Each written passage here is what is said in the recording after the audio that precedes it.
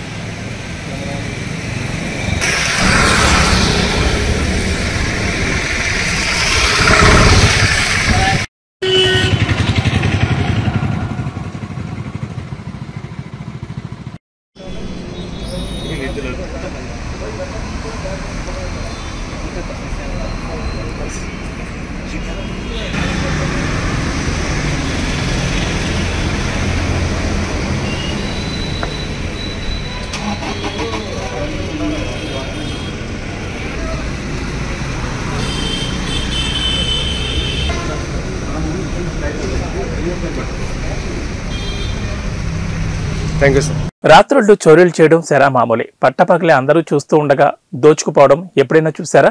అటువంటి సంఘటన సామాజిక మాధ్యమాల్లో వైరల్గా మారింది. ధనవంతుల ఇంట్లో లేదా ఆభరణాల షాపుల్లో చోరీకి పాల్పడితే జీవితం సుకూన్గా సాగుతుందని ఆలోచిస్తారు. కానీ ఐఫోన్ షోరూంలో ఫోన్లు దోచుకున్నాడు ఈ దొంగ. తాను చోరీ చేస్తుంటే షాప్ యజమానితో పాటు కొనుగోలుదారులు సైతం కళ్ళప్పగించి చూశారు తప్ప ఎక్కడా అడ్డుకోలేదు. ఇకపోతే ఆ దొంగ 10 మందిని వెంట పెట్టుకుని రాలేదు. కేవలం ఒకే ఒక్కడు ఒంటరిగా రావడంతో అందరూ ముక్కును వేలేసుకున్నారు. 40 లక్షల విలువైన ఫోన్లను దోచుకుపోయాడు. విషయం తెలుసుకున్న పోలీసులు రంగంలోకి దిగి దొంగను గుర్తించి అరెస్ట్ చేసి జైలుకు తరలించారు.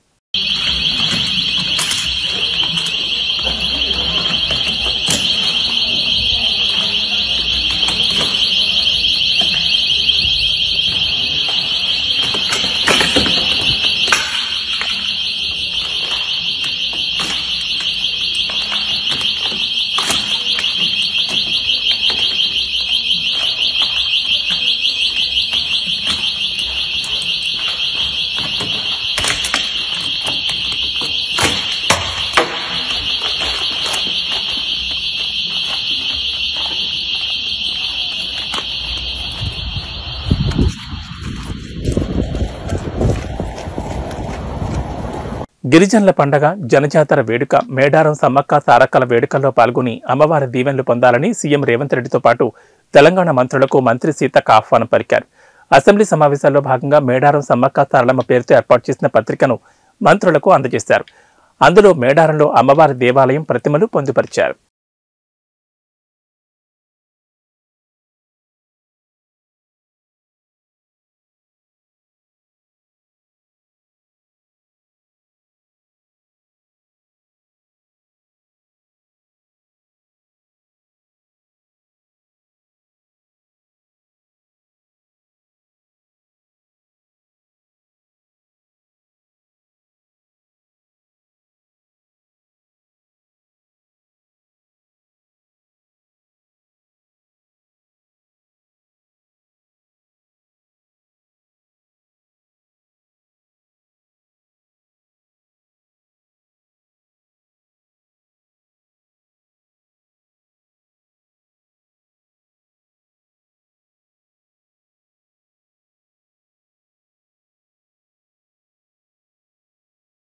పివి నరసింహారావుకు భారతరత్న రావడం పట్ల హర్షం వ్యక్తం చేశారు ఎమ్మెల్సీలు. శాసనమండలి ఆవరణలో ఆయన కుమార్తె ఎమ్మెల్సీ వాణీదేవిని శాలువతో సత్కరించి శుభాకాంక్షలు తెలిపారు.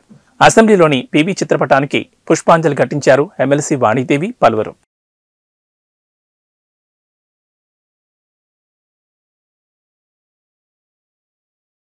జాతీయ బీసీ సంక్షేమ సంఘం జహీరాబాద్ అసెంబ్లీ నియోజకవర్గం incharge Mohan, Zahirabad division incharge Srinivas ఆధ్వర్యంలో సంగారెడ్డి జిల్లా రాయకోట్ మండల కేంద్రంలో నిర్వహించిన సమావేశానికి ముఖ్య అతిథులుగా జాతీయ బీసీ సంక్షేమ సంఘం రాష్ట్ర ఉపాధ్యక్షులు కాముని సుదర్శన్, రాష్ట్ర కార్యదర్శి వెంకటేశ్వర్లు హాజరయ్యారు. ఈ సమావేశంలో రాయకోట్ జరాసంఘం మండలాల నూతన కమిటీని ఏర్పాటు చేశారు. రాయకోట్ మండలం అధ్యక్షులుగా బోయిని శేఖర్, జరాసంఘం మండల అధ్యక్షులుగా సంగమేష్, ప్రధాన కార్యదర్శిగా కె సంగమేష్, సిరూర్ గ్రామాధ్యక్షులుగా శివరాజ్ కస్నూర్, అధ్యక్షులుగా నరసింహులు, మైబాద్పూర్ అధ్యక్షులుగా వెంకట్, హుస్నాబాద్ అధ్యక్షులుగా మేడికుందె గోపాల్, యూస్పూర్ అధ్యక్షులుగా బోయిని గోపాల్, నల్లంపల్లి అధ్యక్షులుగా నరేష్లను నియమించారు. కృష్ణయ్య గారితో నేను కూడా ఉస్మానియా యూనివర్సిటీలో చదువుకున్నాం ఇద్దరం. కానీ మేము ప్రొఫెషనల్లో వచ్చాక ఆయన సమాజ సేవలో వెళ్ళిపోయారు. కానీ ఈయనకి ఎంతకాలం తర్వాత మళ్ళీ మేము జాయిన్ అయినాం. జాయిన్ అయితే 32 ఏళ్ళ సర్వీసింగ్ చేస్తారు, మీరు రండి పనిచేద్దాము అని చెప్పి నాకు పోస్ట్ ఇవ్వడం జరిగింది. చాలా సంతోషం. నాకు కూడా సమాజ సేవ చేయాలని ఉంది, కానీ గవర్నమెంట్ పదవి ఉండడం వల్ల సమాజ సేవ చేస్తుంటాం కానీ డైరెక్ట్గా సమాజ సేవ చేయలేదు. పద్ధతి ప్రకారం చేస్తుంటాం, ప్రజలకు సహాయం చేస్తుంటాం, పేద పిల్లలకు మంచి చదువు ఇస్తాం, మంచి జ్ఞానాన్ని అందిస్తాం. మా కళాశాలలో చదువుతున్నటువంటి చేస్తున్నటువంటి సుదర్శన్ సార్కి తెలిసిపోయిందండి ఆల్రెడీ మేము ఎట్లా కష్టపడుతున్నాం. వెనకబడిన సమాజం ఏదైతే ఉందో ఆ సమాజాన్ని మనము రక్షించుకోవాలి. చాలామంది ప్రజల్లో తెలియని విషయాలు చాలా ఉంటాయి. ముఖ్యంగా వికలాంగులు, ఎవరు లేనటువంటి వాళ్ళు, ఫ్యామిలీలో ఒకరు చనిపోయి ఒకరు ఒంటరిగా జీవించేటటువంటి వాళ్ళు కానీ, వితంతువులు కానీ, వృత్తిలో పెట్టినటువంటి వాళ్ళు కానీ, ఇట్లా చాలామంది మన దాంట్లో వెనకబడి ఉంటారు. వాళ్ళకు సరైనటువంటి డైరెక్షన్ ఇచ్చేవాళ్ళు లేదు. ఇప్పుడే వచ్చేటప్పుడు సుదర్శన్ గారు చెప్పారు, చాలామందికి వికలాంగులకు నేను సర్టిఫికేట్లు ఇప్పించి ఈరోజు పెన్షన్ కూడా వస్తుంది, వాళ్ళు హ్యాపీగా జీవిస్తున్నారని చెప్పాను. సో అట్లాంటి పనులు చేయాలి. మనం ఏదో మనకు ఓటు హక్కు వస్తుంది కదా, ఓట్లను మనం అప్డేట్ చేసుకొని ఒకరిని గెలిపిద్దామని కాదు. మన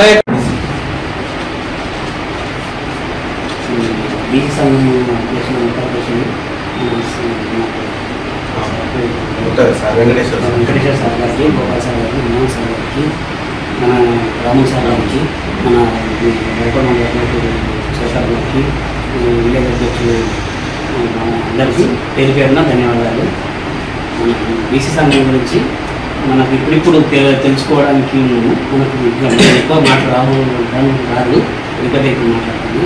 మనం అందరం ఐక్యంగా అయ్యి మన బీసీ కులాలన్నీ ఏకమై మనం ముందుకెళ్తే మనకి ఒక స్థాయికి వెళ్ళడానికి మనకు అన్ని అవకాశాలు వస్తాయని మనం అందరం కలిసికట్టుగా బీసీ కులాల అందరం కలిసి ముందుకెళ్ళడం. ధైర్యంగా నేను ఎస్సీని, నేను ఎస్టీని అని చెప్పుకుంటున్నాను. మనం బీసీ అని చెప్పుకోరు, నేను ముద్రాజి, నేను పద్మశాలి, నేను గౌడు ఇట్లా అని చెప్పుకుంటున్నాం. అట్లా విడిపోతున్నాం. మనం కాదు, మేము బీసీ అని చెప్పుకోవాలి. మనం కూడా మన బీసీల జోలికి వాడు రావద్దు అనేది నా ఉద్దేశం. అంటే ఇప్పుడు కొన్ని దగ్గర జరుగుతుంటాయి, రెవెన్యూ పరంగా కొన్ని ప్రాపర్టీ ఇష్యూ ఉంటుంది. ప్రాపర్టీ ఇష్యూ కాడ యాక్చువల్గా దానికి సంబంధం లేని ఎస్సీలను, ఎస్టీలను తీసుకొచ్చి వాళ్ళతో మన మీద ఎస్సీ ఎస్టీ అట్రాసిటీ కేసు చేపిస్తారు. అది మెయిన్ ఇష్యూ. శాసనమండలిలో బడ్జెట్ ను ప్రవేశపెట్టినారు. రాష్ట్ర శాసనసభ వ్యవహారాల శాఖ మంత్రి దుద్దిల శ్రీధర్ బాబుకి బడ్జెట్ పత్రాలు అందజేశారు డిప్యూటీ సీఎం భట్టి విక్రమార్క. ఈ కార్యక్రమంలో ఆర్థిక శాఖ ప్రధాన కార్యదర్శి రామకృష్ణారావు, జాయింట్ సెక్రటరీ హరిత, అసెంబ్లీ కార్యదర్శి Narasimhacharyulu, deputy CM secretary Krishna Bhaskar తదితరులు ఉన్నారు.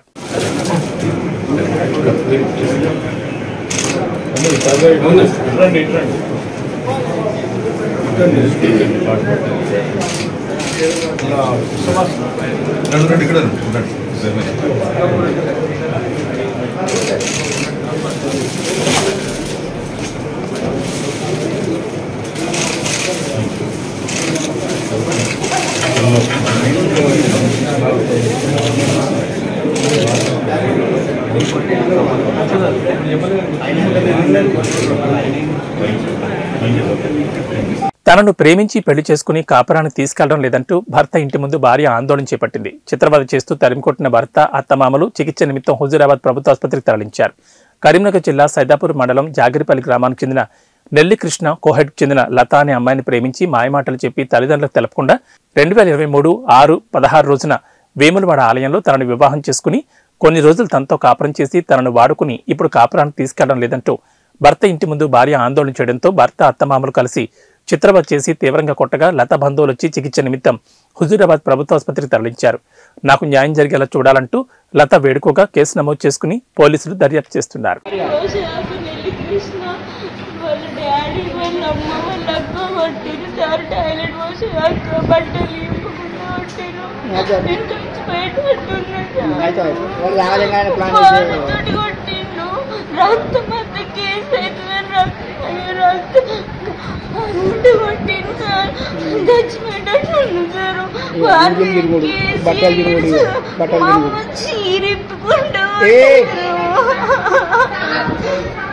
ప్లీజ్ కేసు కావాలేమనమ్మనయ్యా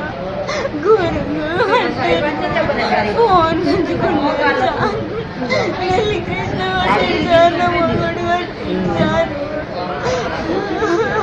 మరి కోయడే సారు నన్ను నెల్లి కృష్ణ పెళ్లి చేసుకున్నాడు.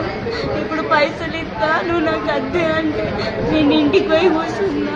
నువ్వు నాకు అద్దు, పైసలు తీసుకొని పోయా అని పొట్టు కొట్టిండు. మొన్న ప్లాన్ చేయను ఎట్లా వచ్చినాయని కొట్టిండు సార్. లంచ్ ఉండను మా అమ్మ రేపు కొట్టిండు. నేను ఉంటాను సారు. పెద్ద మనుషులు మా అమ్మ వాళ్ళ కండు వారి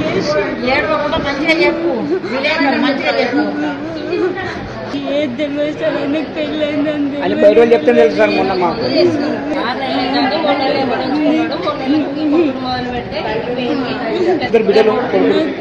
పెళ్ళయిందని కాంప్రమైజ్ కి పెద్ద మనుషులలో అమ్మ వాళ్ళ ఇంటికి పంపించిండు. నాకు కాంప్రమైజ్ అవద్దు, నువ్వు ఇష్టపడి పెళ్లి చేసుకున్నావు కదా నన్ను అని. నేను ఇంటికి పోతున్నాను, ఇదే రోజు కొడితే వీళ్ళు ఏమంటారు మమ్మీని కలిసి మమ్మీ వాళ్ళ నిన్న నైట్ మమ్మీ వాళ్ళ మీద పిటిషన్ ఇచ్చిండు.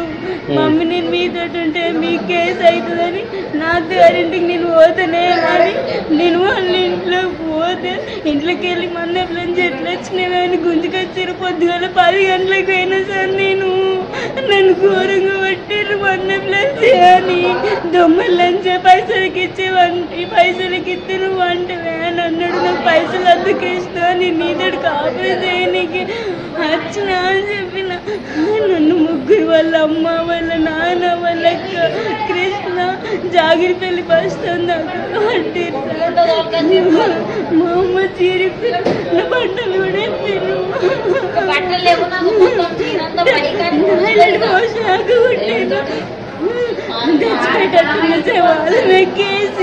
దయచేసి కులకు లక్షలను పెట్టారు వాళ్ళు. మా ఆయన వాళ్ళు బీసీ కాలనీ వాళ్ళని వాళ్ళు ముదిరాజ్ సార్. ఇప్పుడు నేను ఎస్సీ అమ్మాయినని విడిపించుకున్నామని చూస్తాను. వేములవాడికి వెళ్ళి పెళ్లి చేసుకున్నాం సార్ మేము.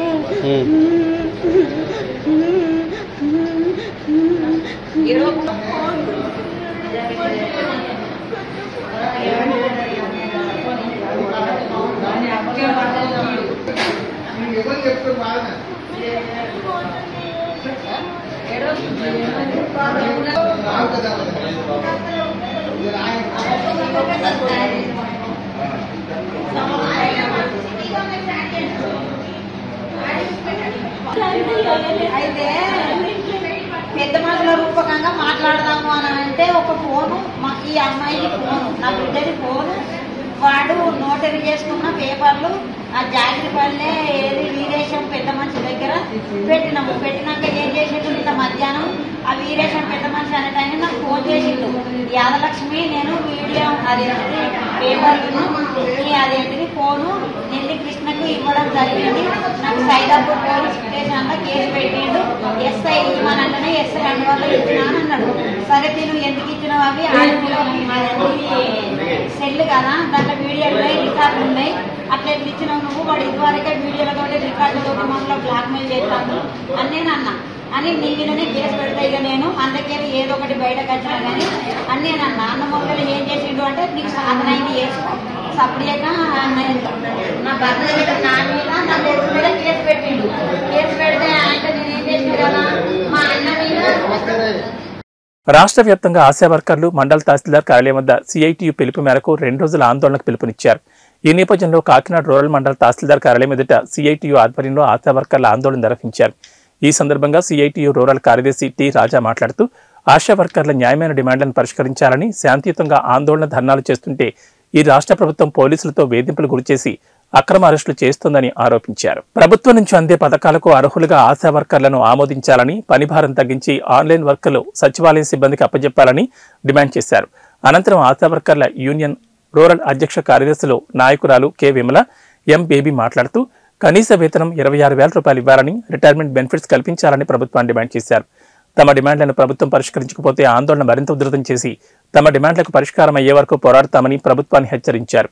ఈ కార్యక్రమంలో నాయకురాలు డి రేష్మ, మణి, కె పార్వతి, సుమారు 95 మంది ఆశా వర్కర్లు తదితరులు పాల్గొన్నారు.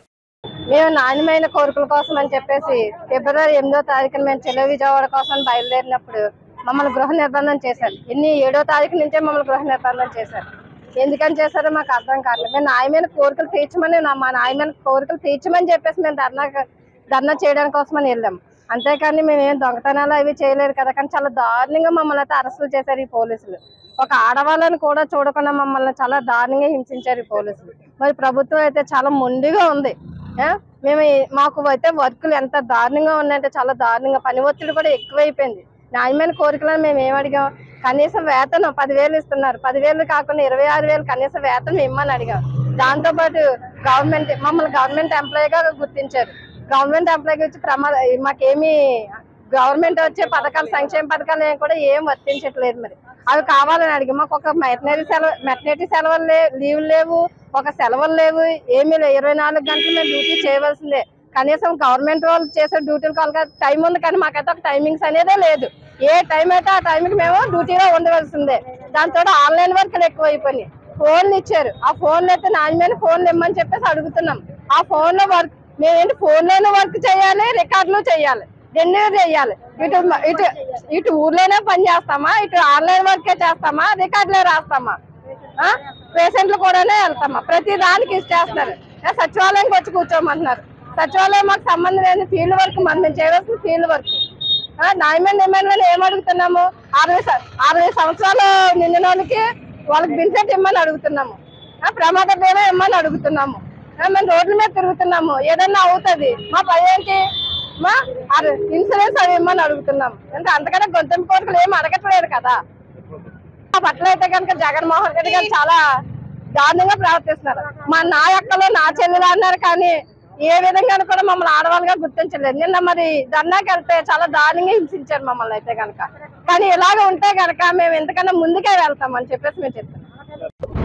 రాష్ట్ర వ్యాప్తంగా ఫిబ్రవరి 8వ తారీఖుని చలో విజయవాడ పిలిపిస్తే 2 రోజుల పాటు ఈ రాష్ట్రంలో జగన్మోహన్ రెడ్డి పోలీసులు అక్రమంగా అరెస్టులు చేసి 2 రోజుల పాటు నిర్బంధించారు. అయినా కాకుండా వేలాది మంది చలో విజయవాడ వెళ్ళి సీఎం మా సమస్యలు పరిష్కరించమంటే అక్రమ అరెస్టులు అని చెప్పి గొంతెత్తి నిర్ణయించారు. చర్చలకై పిలిచి ఆశా వర్కర్ల యూనియన్ రాష్ట్ర ప్రధాన కార్యదర్శి మన ధనలక్ష్మి గారిని చర్చలకై పిలిచి ఆఫీసులోనే అరెస్ట్ చేసిన పరిస్థితుంది. అలాగా సమస్యలు పరిష్కరించమని, కనీస వేతనం ఇవ్వమని, అలాగే టీఏడీఏలు ఇవ్వమని చెప్పి, ఇతర సౌకర్యాలు కల్పించాలని చెప్పి, రిటైర్మెంట్ బెనిఫిట్స్ కల్పించాలని చెప్పి, 10,000 జీతంతో ఏ విధంగా బతకాలని చెప్పి ప్రశ్నించిన ఆశా వర్కర్ల మీద అక్రమంగా అరెస్టులు పెట్టి కేసులు పెట్టారు. ప్రభుత్వం తక్షణం స్పందించాలని చెప్పి ఆందోళన చేస్తుంటే పిలవకుండా భవిష్యత్తులో ఉద్యమం చేస్తామని చెప్తా ఉన్నాం. జగన్మోహన్ రెడ్డికి భయం లేదు, నాకు అసలు భయం లేదు. ఎన్నికల్లో గెలవడం కోసం మీరు 2 ఓట్లు గెలవండి, 2 ఓట్లు వేయండి అని చెప్పి పిలిపిస్తా ఉన్నారు. మేము కూడా 2 ఓట్లు ఎవరికి వేయాలని కూడా మేము కూడా ఆలోచిస్తా ఉన్నాం. మేము కూడా సిద్ధమే, యుద్ధానికి సిద్ధం. మీరు ఎన్నికలు సిద్ధమైతే మేము కూడా యుద్ధానికి సిద్ధమే. ఈ రోజు ఎవరైతే ఆశా వర్కర్లు, అంగన్వాడీ, స్కీమ్ వర్కర్ల సమస్యలు ఎవరైతే పరిష్కరిస్తారో ఎవరైతే జీతాలు పెంచుతారో వాళ్ళకి మాత్రమే ఓటేయడానికి మేము సిద్ధంగా ఉన్నామని, లేకపోతే యుద్ధం చేయడానికి కూడా సిద్ధంగా ఉన్నామని చెప్పి తెలియజేస్తా ఉన్నాం. నా పేరు ఈ రాజా, కాకినాడ రూరల్ కార్యదర్శి. దేశంలో అతిపెద్ద సంఖ్యలో ఉపాధి కల్పిస్తున్న రవాణా రంగాన్ని పూర్తిగా దెబ్బతీసి కార్పొరేట్లకు దారాదత్తం చేయడానికి కేంద్ర ప్రభుత్వం తీసుకొచ్చిన భారత న్యాయ సంహిత చట్టాన్ని రద్దు చేయాలని all India road transport workers federation demand చేసింది. శుక్రవారం సిఐటియు జిల్లా అధ్యక్షుడు దువ్వా శేషబాబ్జీ అధ్యక్షతన సుందరి భవన్లో వివిధ ట్రాన్స్పోర్ట్ సంఘాల నాయకులతో రౌండ్ టేబుల్ సమావేశం నిర్వహించారు. ఈ సందర్భంగా శేషబాబ్జీ మాట్లాడారు. 1988లో మోటార్ వాహన చట్టం తీసుకొచ్చారని తెలిపారు. ఆ చట్టాన్ని ఎటువంటి సమీక్ష చేయకుండానే 2019లో మోటార్ వాహన సవరణ చట్టం తీసుకొచ్చారని తెలిపారు. రోడ్ సేఫ్టీ పేరుతో, ప్రమాదాల నివారణ పేరుతో రవాణా రంగ డ్రైవర్లకు సంవత్సరాల తరబడి శిక్షలు, లక్షల రూపాయల జరిమానాలు ఈ చట్టంలో ఉన్నాయన్నారు. దీనికి వ్యతిరేకంగా జరిగిన ఉద్యమ ఫలితంగా ఆ చట్టం నిలిచిపోయిందన్నారు. తాజాగా కేంద్ర ప్రభుత్వం భారత న్యాయ సంహిత చట్టం పేరుతో మరోసారి రవాణా రంగ కార్మికులపై దాడి మొదలుపెట్టిందన్నారు. దీనివల్ల డ్రైవర్లకు 10 సంవత్సరాల పైగా జైలు శిక్ష, 10 లక్షలకు పై వరకు జరిమానా విధించడం జరుగుతుందన్నారు. ప్రభుత్వ అసలు ఉద్దేశం ప్రమాదాలు నివారించడం కాదని, రవాణా రంగాన్ని పూర్తిగా కార్పొరేట్లకు అప్పగించడమేనని విమర్శించారు. అందులో దేశవ్యాప్తంగా అన్ని రంగాల వాహనాల డ్రైవర్లు, యజమానులు ఏకమై ఫిబ్రవరి 16న దేశవ్యాప్త ట్రాన్స్పోర్ట్ బంద్కు పిలుపునిచ్చారని తెలిపారు. పూర్తిగా వాహనాలకు సరిపడే డ్రైవర్లు కూడా పూర్తిగా ట్రాన్స్పోర్ట్ రంగం మీద లేరండి. ఎవరికైనా సొంతంగా వాటర్ డ్రైవర్స్ కింద నడుపుతున్నాం. ఈ కేంద్ర ప్రభుత్వాలు తీసుకొచ్చే చట్టాలు ఏదైతే ఉన్నాయో దానివల్ల పూర్తిగా నెక్స్ట్ జనరేషన్ అన్నది, డ్రైవర్ జనరేషన్ అన్నది ఉండదండి. ఇప్పటికే చాలా తక్కువగా ఉన్నారు. నెక్స్ట్ జనరేషన్ అన్నది ఉండదు. ఇందాక బాబ్జీ గారు చెప్పినట్టు 10 లక్షలు 20 లక్షలు ఉంటే ఒక ఆటో డ్రైవర్గా, ఒక కార్ డ్రైవర్గా, ఒక వ్యాన్ డ్రైవర్గా వెళ్ళే పరిస్థితి లేదండి. అందువల్ల ఒకసారి ఆలోచన చేసి, కేంద్ర ప్రభుత్వం ఒకసారి ఆలోచన చేసి ఏదైతే మీరు ఇంప్లిమెంటేషన్ చేస్తున్నారో దానికి తగ్గట్టు రహదారులు కానీ, దానికి కావాల్సిన మౌలిక సదుపాయాలు కానీ ఏమైనా ఉన్నాయని మీరు ఒకసారి పునరాలోచన చేసుకోవాల్సిందిగా కోరుచున్నాం. అలాగే గతంలో కూడా మేము సంక్షేమ బోర్డులు అడిగాం, మోటార్ కార్మికుల సంక్షేమ బోర్డు. అలాగే ఈ డీజిల్, పెట్రోల్ వాటి మీద వచ్చే అమౌంట్ ఏదైతే ఉందో కట్టే వాటికి శ్వేతపత్రం కూడా అడిగాం. దానికి కూడా ఎటువంటి సమాధానం ఈ ప్రభుత్వాలు చెప్పకపోగా తిరిగి ఇలాంటి యొక్క సెక్షన్ తీసుకొస్తున్నారు. దాన్ని మేము పూర్తిగా వ్యతిరేకిస్తున్నాం. ఇదే కానీ కొనసాగితే రానున్న రోజుల్లో అన్ని అసోసియేషన్లు ఏకతాటిపైకి వచ్చి రేపు ప్రభుత్వాన్ని ఎండగడతామనేసి ఈ వేదికగా హెచ్చరిస్తాం. ఫిబ్రవరి 16వ తారీఖుని రవాణా కార్మికులందరూ కూడా సమ్మె చేస్తున్నారు. ఈ సమ్మె దేశం అంతా కూడా జరుగుతుంది. ఈ జిల్లాలోనూ, ఈ సిటీలోనూ కూడా జరుగుతుంది. ఆ సమ్మెని జయప్రదం చేయడం కోసమే మేమందరం కూడా ఇక్కడ సమావేశమయ్యాము. రకరకాల యూనియన్ల నుంచి ప్రతినిధులు హాజరయ్యారు. ప్రధానమైన విషయం ఏంటంటే, ఇప్పుడు దాకా ఉన్న చట్టానికి బదులుగా ఒక కొత్త చట్టాన్ని కేంద్ర ప్రభుత్వం తీసుకువచ్చింది. ఆ చట్టం ప్రకారం 10 ఏళ్ల పాటు జైలు శిక్ష పడుతుంది. 10 లక్షల రూపాయలు జరిమానా విధిస్తారు. 10 లక్షల రూపాయల జరిమానా కట్టే అంత సీన్ ఉన్నవాడు డ్రైవర్ ఉద్యోగానికి ఎందుకు వెళ్తున్నాడు సార్? అందుకని ఈ చట్టం తీవ్రంగా వ్యతిరేకిస్తున్నాం. ప్రమాదాలకు కారణాలు రకరకాలు ఉంటాయి. వాటన్నింటినీ అధ్యయనం చేయాలి. అధ్యయనం చేసి ఆ కారణాలను నివారించాలి. అందుకోసం ప్రభుత్వం ప్రయత్నం చేయాలి. మరొకటి ఏంటంటే, రకరకాల కార్మికులకి సోషల్ సెక్యూరిటీ స్కీమ్స్ ఉన్నాయి. ట్రాన్స్పోర్ట్ రంగంలో ఉన్నటువంటి వాళ్ళకి ఒక కేరళ రాష్ట్రంలోనే సోషల్ సెక్యూరిటీ స్కీమ్. ఆ సోషల్ సెక్యూరిటీ స్కీమ్ ఆంధ్ర రాష్ట్రంలో కూడా తీసుకురావాలని చెప్పి కోరుతున్నాం. ఇది కార్మికులందరూ ఈ సమ్మెని జయప్రదం చేయాలని చెప్పి కోరుతున్నాం. అన్యాక్రాంతమవుతున్న రజక వృత్తిదారుల ఆస్తులకు రక్షణ కల్పించాలని, రజకులకు ఉపాధి, విద్య, ఉద్యోగ అవకాశాల్లో సరైన ప్రాతినిధ్యం కల్పించాలని ఆంధ్రప్రదేశ్ రజక వృత్తిదారుల సంఘం డిమాండ్ చేసింది. కాకినాడ సుందరి భవన్లో జిల్లా అధ్యక్షుడు జరిగిన సంఘం 6వ జిల్లా మహాసభలకు అధ్యక్షత వహించారు జిల్లా అధ్యక్షుడు కోనేటి రాజు. ఈ సందర్భంగా ఆయన మాట్లాడారు. రజకుల సమస్యలు పేరుకుపోయాయని, తమకు అన్యాయం జరుగుతున్న రాష్ట్ర ప్రభుత్వం ఉదాసీనతగా వ్యవహరిస్తోందన్నారు. కుటుంబ పోషణ, ఉపాధి నిమిత్తం వేరే ప్రాంతాలకు వలసపోతున్నారని, వాటిని అరికట్టాలని సూచించారు. రాష్ట్రంలో సుమారుగా 25 లక్షల రజక కుటుంబాలున్నాయని, వారికి విద్య, ఉద్యోగ, ఉపాధి అవకాశాలు లేకపోవడంతో బతుకుదెరువు చాలా కష్టతరంగా మారిందన్నారు. తమ హక్కుల కోసం, జీవోల అమలు కోసం ఉద్యమం చేయాలని కోనేటి రాజు పిలుపునిచ్చారు. సమావేశంలో రాష్ట్ర కార్యదర్శి మున్నూరు భాస్కరయ్య, పశ్చిమ గోదావరి జిల్లా అధ్యక్షులు మడక రాజు, రజక నాయకులు కాకినాడ రామారావు, కె నాగేశ్వరరావు, కె మాణిక్యం, ఎవడి మెంటారావు తదితరులు పాల్గొన్నారు. మున్నూరు భాస్కరయ్య, ఆంధ్రప్రదేశ్ రజక వృత్తిదారుల సంఘం రాష్ట్ర ప్రధాన కార్యదర్శిని. ఈరోజు కాకినాడలో మా జిల్లా 6వ రాష్ట్ర జిల్లా మహాసభలు జరుపుకుంటున్నాము. ఈ సందర్భంగా మాట్లాడుతూ, ఈ రాష్ట్ర ప్రభుత్వం రజకుల పట్ల కక్ష కట్టినట్టుగా రజకులకు అన్యాయం చేస్తున్నటువంటి పరిస్థితిగా ఉంది. 5 సంవత్సరాలు పూర్తిగా వచ్చి మళ్ళా ఎన్నికల్లోకి వస్తున్నటువంటి వైఎస్ఆర్ ప్రభుత్వం, జగన్మోహన్ రెడ్డి ముఖ్యమంత్రి గారు మాకున్నటువంటి అనేక జిల్లాల్లో చెరువులు, వృత్తులపైన ఆధారపడేటువంటి చెరువులు, గుంటలు, స్థలాలను లాగేసుకుంటూ వేరే కట్టడాలకు ఉపయోగపడుతుంది. ఇది దుర్మార్గమైన విషయం. ఈ విషయాన్ని మేము మంత్రి గారి దృష్టికి, ప్రిన్సిపల్ సెక్రటరీకి ఆల్రెడీ ప్రభుత్వ దృష్టికి తీసుకుపోయాము. అనేక ఆందోళన చేసాము. అయినా కూడా ఆ ప్రక్రియ మానడం లేదు అధికారులు కానీ ప్రభుత్వం కానీ. ఇది అన్యాయం అని మేము ఈ సందర్భంగా ఖండిస్తున్నాం. ఒకటి. రెండోది, ఇప్పటి వరకు ఈ రాష్ట్రంలో వచ్చినటువంటి ఈ ప్రభుత్వం 5 సంవత్సరాల కాలంలో అనేక దగ్గళ్ళ అనేక ప్రాంతాల్లో మా రజకుల పట్ల దాడులు, మహిళల పట్ల అత్యాచారాలు కొనసాగుతున్నాయి. ఈ ప్రభుత్వాన్ని ప్రతిపక్షంలో ఉన్నప్పుడు వైఎస్ జగన్మోహన్ రెడ్డి వీధి తిరిగినప్పుడు అర్జీలిస్తే అన్న వచ్చేది మనమే, అక్క వచ్చేది మనమే, వస్తే అన్నీ చేస్తామని చెప్పాడు. కనీసం ఒక అట్రాసిటీ చట్టం, రజకులకు ఒక సామాజిక రక్షణ చట్టాన్ని చేతగానటువంటి ప్రభుత్వంగా, చేతగాని ముఖ్యమంత్రిగా ఈ ముఖ్యమంత్రి మిగిలిపోయాడు.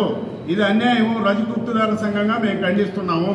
అంతేకాదు, కొన్ని వృత్తులకి ఏదో నామకాస్తే పెన్షన్ 50 సంవత్సరాలకి ఇస్తున్నారు.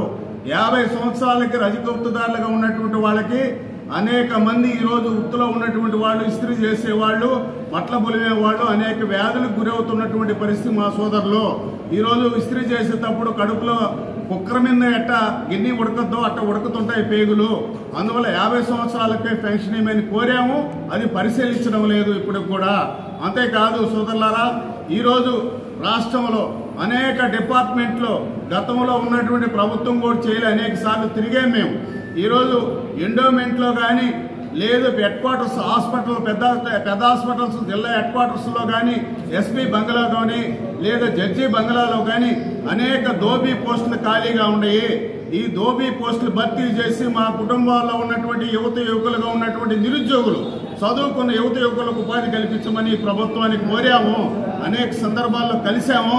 ఈ ప్రభుత్వం మనుబోతు మీద వర్షం పడ్డట్టే ఉంది తప్పగా ఈ ప్రభుత్వానికి రజక వృత్తిదారుల పట్ల, రజక కుటుంబాల పట్ల ఏమాత్రం శ్రద్ధ లేరు. అంతేకాదు, మేము కోరుతున్నటువంటిది, అయ్యా రజక కార్పొరేషన్ పెట్టావు. రజక కార్పొరేషన్ ముందు రజక ఫెడరేషన్ ఉండింది.